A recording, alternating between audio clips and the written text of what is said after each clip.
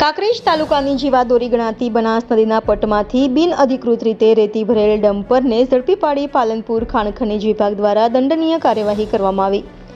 કાંકરેજ તાલુકાના ગ્રામ્ય વિસ્તારોમાંથી પસાર થતી બનાસ નદીના પટમાં રેતી ખનન કરતા તત્વો સામે પાલનપુર ખાણ ખનીજ વિભાગની ટીમ દ્વારા રોડ ઉપર જતી ગાડીઓ પકડીને સંતોષ માનવામાં આવે છે।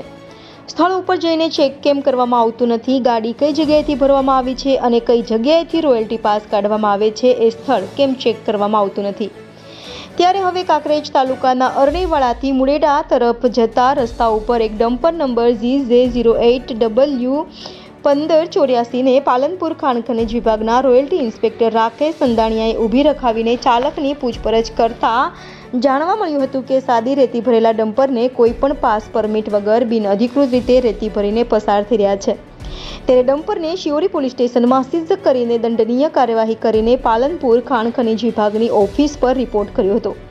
જેમાં કાંકરેજ તાલુકાના ગ્રામ્ય વિસ્તારોમાં નદી કિનારે આવેલા ગામડાની ગૌચર જમીન તેમજ સરકારી પડતર જમીન પર ભૂમાફિયાઓ દ્વારા રાત દિવસ સતત રેતી ખનન કરવામાં આવી રહ્યું હોવાની બૂમરાણ વચ્ચે હવે ખાણ ખનીજ વિભાગ દ્વારા બાજ નજર કરીને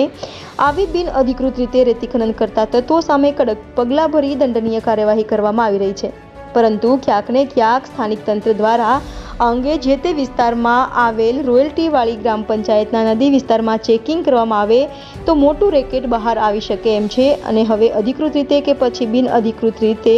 ભરેલ ટ્રકોવાળા તાડપત્રી ઢાંક્યા વિના બે રોકટોક પસાર થઈ રહ્યા છે, એમની સામે દંડનીય કાર્યવાહી કરવામાં આવે તેવી લોક માંગ બનવા પામી છે।